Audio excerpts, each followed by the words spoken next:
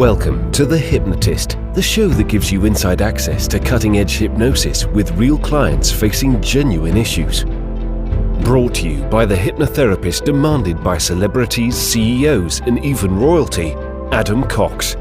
These recordings took place live from Adam's clinic in London's world-famous Harley Street. This podcast features powerful hypnosis, so do not listen while driving or operating machinery. This recording is not suitable for those with epilepsy or severe mental health issues. So, get yourself comfortable and enjoy today's episode of The Hypnotist.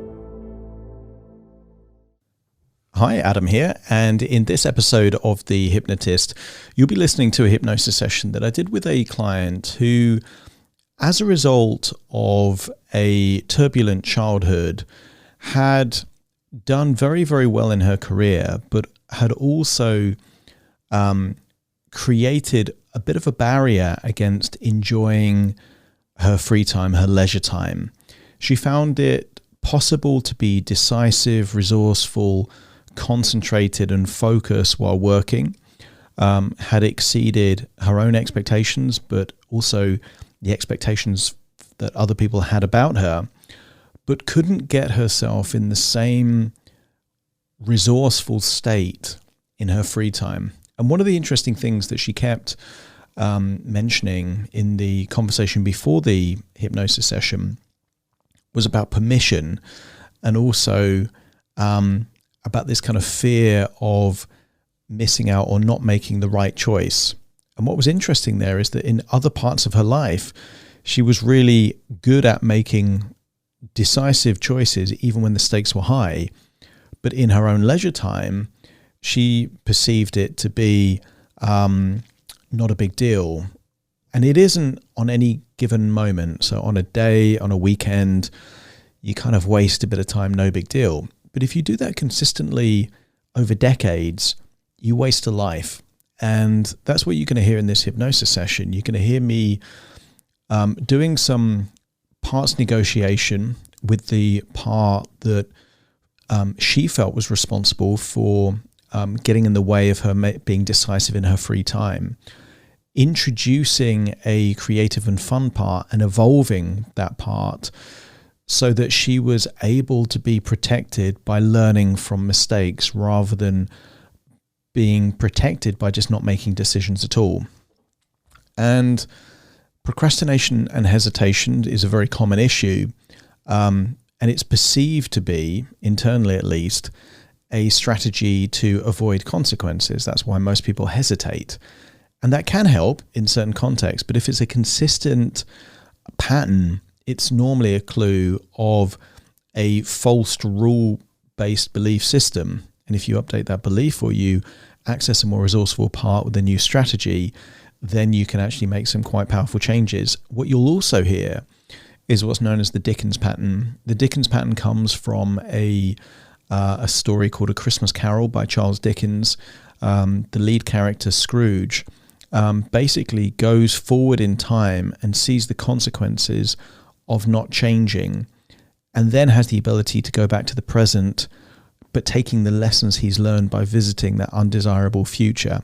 And you're going to hear that pattern introduced here, but applied to the context of life of not making the most of, let's say, recreation time, leisure time and fun time. And what was evident from her face as I was doing this session is that the undesirable future was causing the pain of regret, and the future that enabled her to really enjoy life seemed to be very appealing and desirable for her, which gave me confidence that the change will be fully integrated and that there was ecology of change in that particular suggestion. Obviously, this was created for someone else. So if you feel like you're not making the most of your life and you feel like hypnotherapy would help, there will be a link nearby where you can book a free 30-minute consultation call with me. But you may just get enough value from this hypnosis session to not need working with me one-on-one. So find a quiet place where you won't be disturbed, relax, and enjoy the session.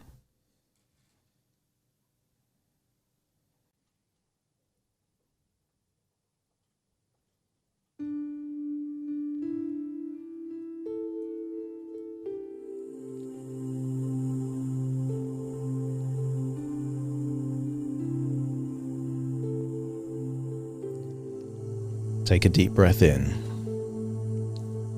And as you breathe in a resourceful feeling of relaxation. And as you exhale, just allow any feelings of tension, stress, and worry to leave your body in your outward breath. Continue to breathe in and breathe out, and notice that with your eyes closed, you can give more of your attention to the sound of my voice. I want you to tap into your cognitive capacity to turn words into meanings, and meanings into something that your imagination can harness. Your imagination is more powerful than you realize. Perhaps as a child you had daydreams or ideas about your future. And isn't it amazing at how many of those just ideas and dreams have turned into reality? They say that whatever you conceive and believe, you can achieve. But where does that come from if it isn't your own imagination? Seeing something and knowing it's in your future and believing it will happen even though it hasn't happened yet. That's a magic trick within your own mind. That's alchemy, turning lead into gold. And I want you to get a sense that so much of what you've achieved in your life has required high level and powerful emotional resources. Concentration, dedication, responsibility, reflection, motivation, discipline, resilience, all of these things exist within you. And sometimes we tap into some of these things in only parts of our life. And I'm wondering what would happen if we could harness those incredible emotional resources into those other areas of your life that haven't fully benefited from your capabilities yet. Let's harness the power of your imagination and imagine a rocky coastline. Perhaps you can imagine big waves, rocks and pebbles on the shore, maybe a cliff face, pine trees and moody clouds. And if you could imagine a place like that, just let me know by nodding your head. I want you to get a sense that what makes this desirable for you is that you're attracted to those things that are not easy. There is no tranquil sea and picturesque sand. Time after time, you've made choices that were not easy, but were rewarding and stimulating for you.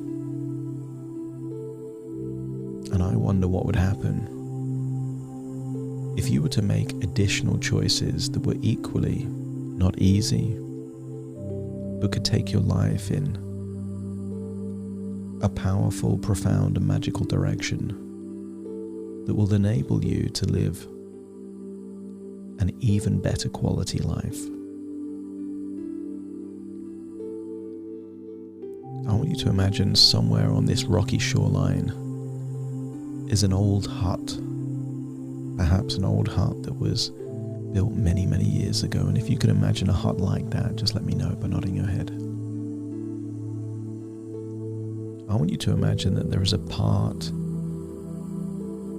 of your mind inside that hut, perhaps a part that you've been seeking permission from, perhaps a part that sets the rules in your life.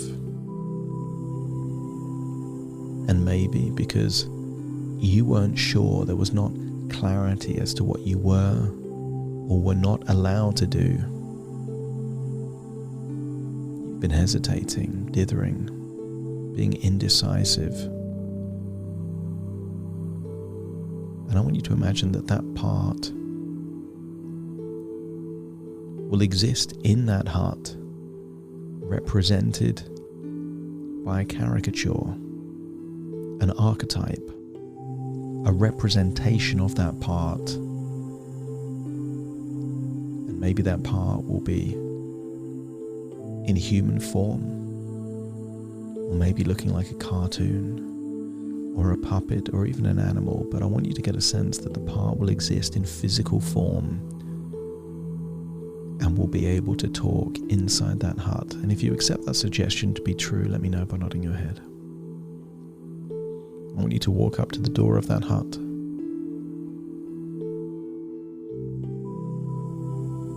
I will count down from 5 to 1. You will imagine turning the handle, pulling the door open, walking through that hut, closing the door behind you, and then seeing that part at the opposite side of that room inside the hut. Starting to count. 5, putting your hand on the handle. 4, turning it. 3, opening it. 2, walking through the door. 1, pulling the door behind you, closing the door, and then 0, you're now in the hut. Walk to one side of the hut, perhaps the corner, and in the opposite corner, the opposite side of that hut, is a part responsible for what has led to dithering and indecisiveness in your life. And if you can see that part, let me know by nodding your head. I want you to get a sense that this part has a very positive intention. It doesn't want to see you missing out on experiences. It doesn't want to see you with regret. But sometimes bad things happen from good intentions. But I want you to communicate with this part almost like you're able to telepathically communicate from your mind to that mind your gratitude, not for what they've done, but for their positive intention. Express that gratitude, that appreciation, and notice their reply. And if they're happy that you're appreciative of their intention, just let me know by nodding your head. I want you to get a sense that this part perhaps is unaware of the consequences to this positive intention.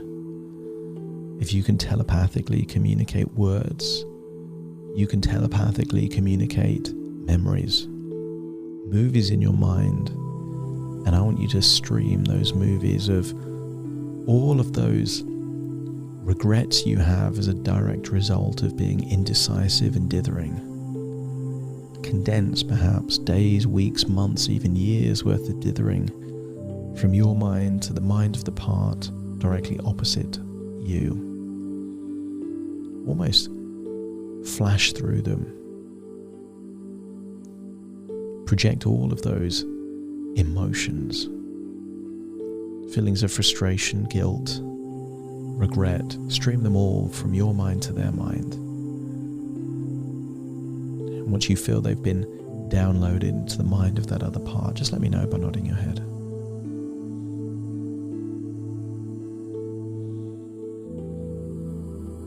Perhaps they're shocked, may even be sad.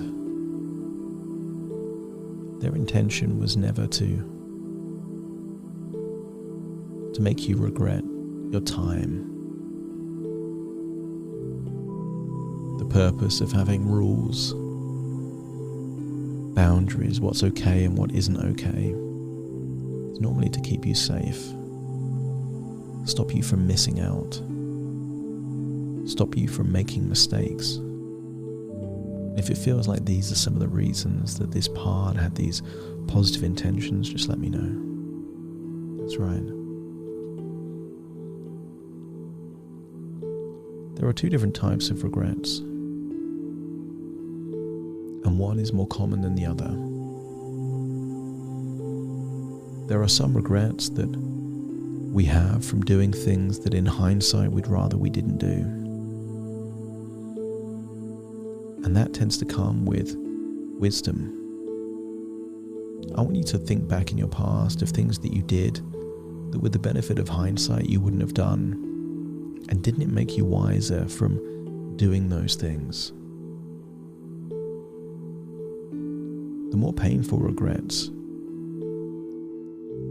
are not doing the things we could have done. I want you to scan back through your life and think about all those things that you could have done but didn't. The memories you could have had but didn't. Connections, friendships, moments, experiences. All the things you could have done but didn't. And if that feels like a heavier form of regret, let me know. I want you to get a sense that it's more difficult to learn from those experiences because your mind doesn't really know what would have happened for sure. Only that something could have happened.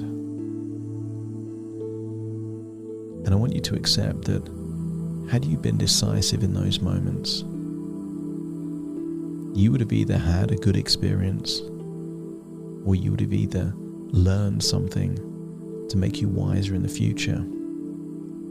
But by being decisive in those moments that you were indecisive, meant that you missed out on the experience or the wisdom or both.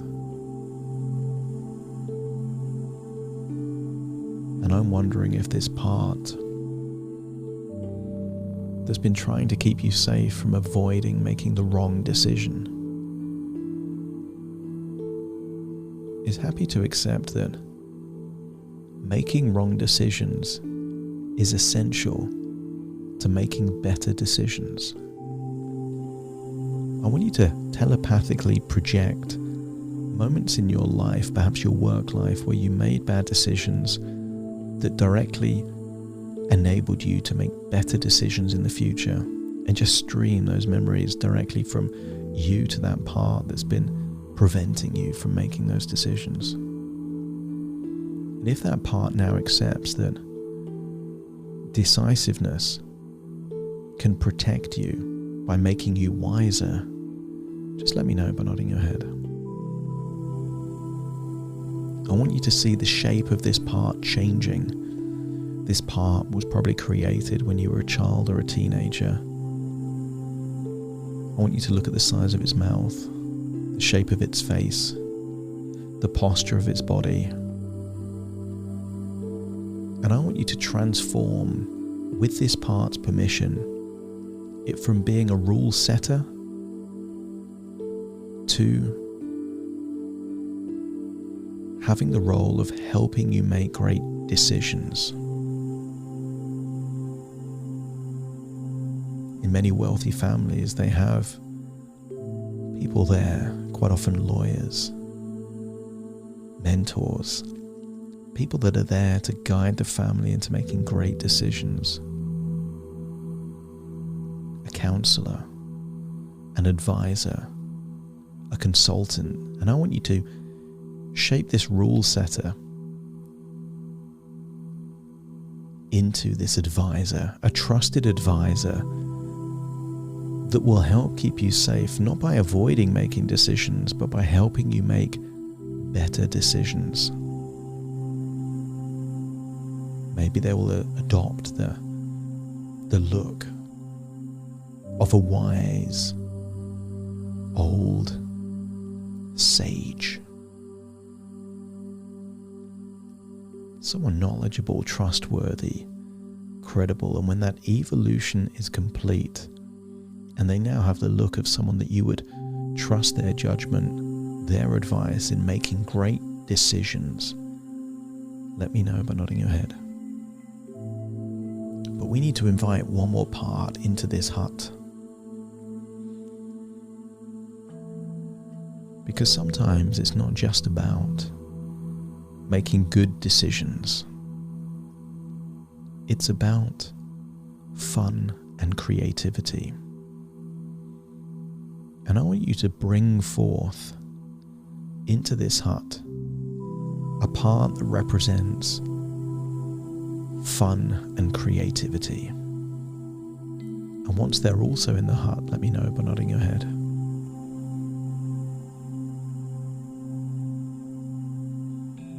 And notice just how differently they look from that wise old sage. Maybe they're dressed differently. Maybe they're smiling more. Maybe the way they move their body is more expressive and creative.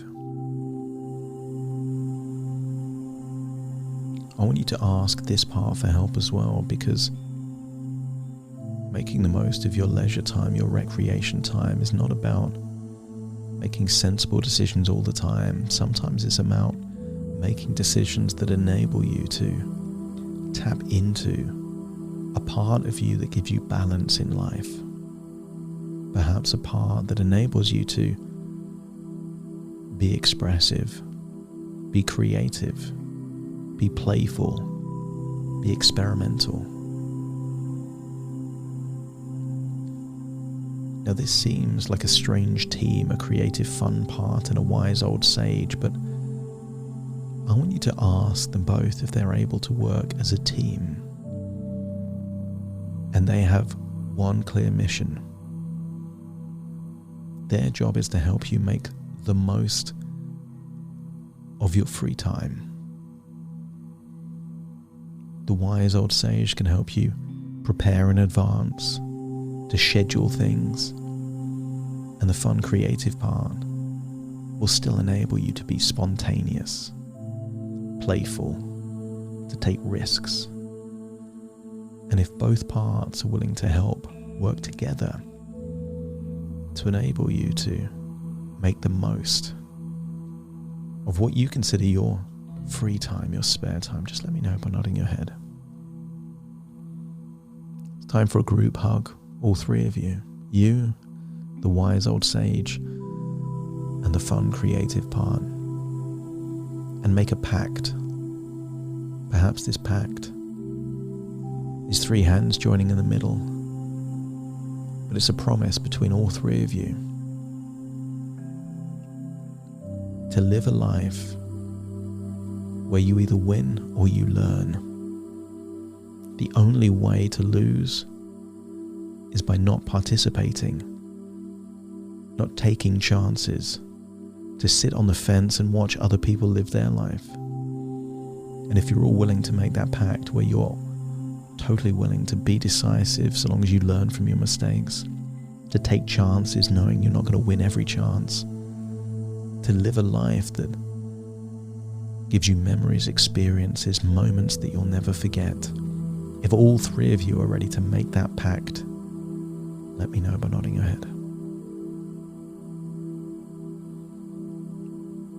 I want you to say goodbye to these allies of yours that are going to help you make the most of your free time. Because it's really important that we consider what life will be like if changes aren't made. I want you to say goodbye to these parts, see them leave the hut. And then I want you to imagine there are 2 full-length mirrors in this hut. And just like Alice through the looking glass, they take you to different dimensions, different worlds. And the first world that we're going to enter is a world where you ignore this pact, that you go back to a life of dithering, indecisiveness, waiting for permission from someone that's not going to give it. Stand in front of that mirror, see the old version of you, the indecisive version of you. And when you see that version, let me know by nodding your head. Now walk through that mirror and imagine living the next few months where you continue to just waste that time. have that inner dialogue inside your own head. But what if I do this? And maybe I could miss out that. All the inner dialogue that's been holding you back for so long, just hear it there inside your own ears. Feel what it feels like to do nothing again and again, to prioritize those low value things and ignore the things that really fulfill you. Months turn into years, years turn into a decade, and I want you to get a sense of how it feels to have never really lived life. Certainly not to what you're capable of. To begin with, you can shrug it off. But that regret could turn into resentment, and that resentment could turn into bitterness. And by not taking responsibility for your own decisions in your own time, it could lead to a feeling of victimhood. I want you to get a sense of how that affects the relationships that you value the most. What it does to your spirit, your soul, your energy. Add another 10 years to living life that way, where you never really make the most of your time. How's it feel, the heaviness? That gnawing feeling that you've missed out on an amazing life. You did all the work to get yourself to this point. You've earned this. You deserve this. And whose permission are you waiting for anyway? Add another 10 years. This is 20 years of missing out on wonderful moments, amazing experiences, and a creative outlet. Go all the way forward, perhaps to the last year of your life. Maybe your health and mobility is affected, so you can't really do these things anyway now. And I want you to think back to all those moments that you've missed out on. Perhaps you've done amazing things in work and career. Maybe even in relationships, but I want you to think that that creative outlet, that fun, that living life, I want you to get a sense of where you feel that regret inside you. Amplify it. I want you to get a sense that life is time, and a real life is time well spent. And therefore, if you make choices not to spend your time well, isn't it the same as eroding a life? I want you to get a sense that the decisions that you make in your work and your profession could add a decade or two onto someone's life. And yet, by consistently making poor choices, aren't you eroding a decade or two of your own life? I want you to reach a point where you amplify the regret so much that this should turns into a must. When you reach the threshold that I can't live like this way anymore, let me know by nodding your head.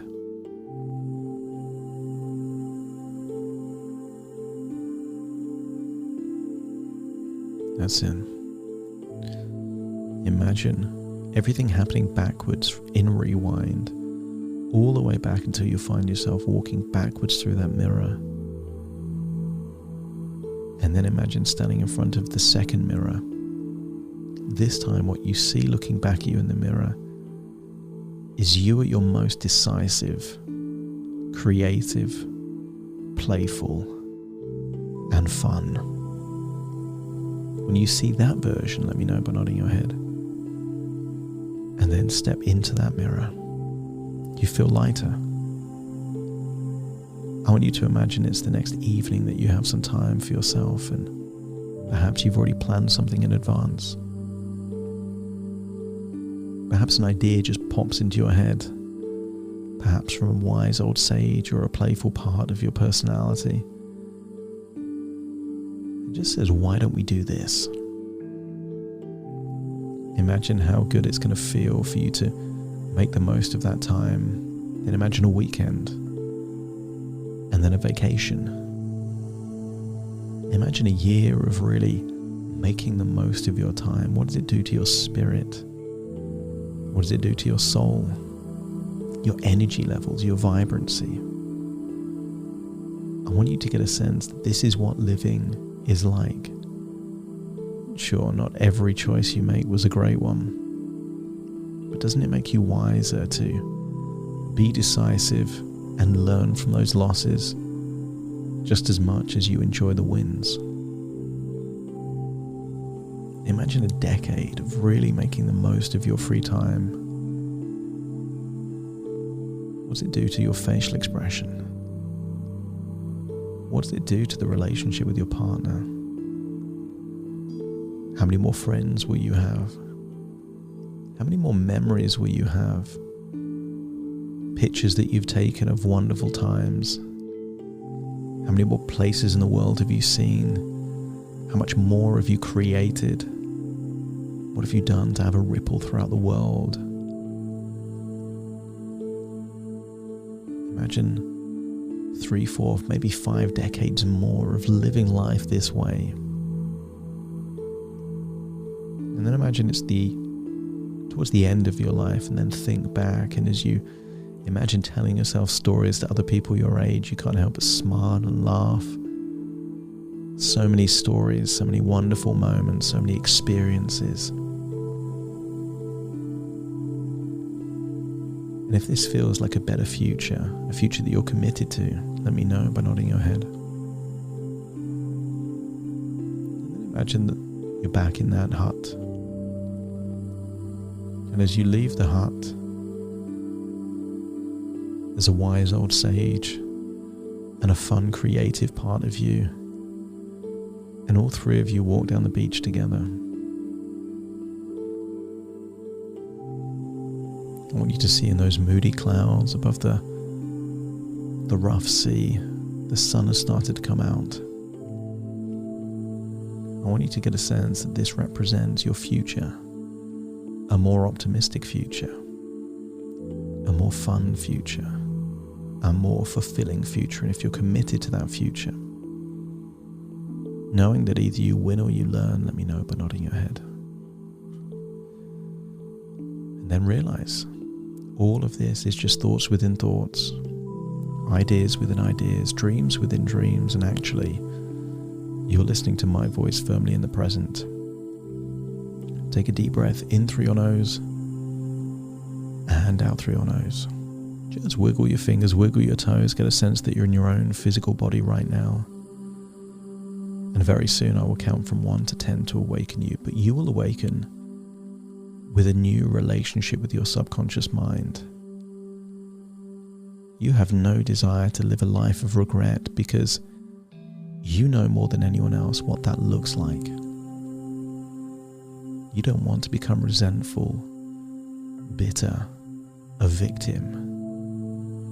You fought so hard to be someone different, and this is the final piece of that puzzle. To live a life where you enjoy life. And the only permission you need to do that is your own. Starting to count to awaken you. 1, 2, 3, waking up. 4, 5, 6, more alert. 7, 8, open your eyes, open your eyes. 9, 10, wide awake, wide awake, wide awake.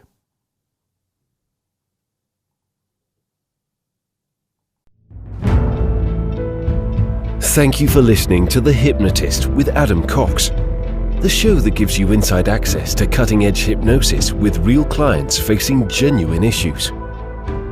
To automatically receive the latest episodes, please subscribe. If you'd like to support the show, please share this episode with just one friend you think it could help. And if this episode helped you, please leave us a 5-star review.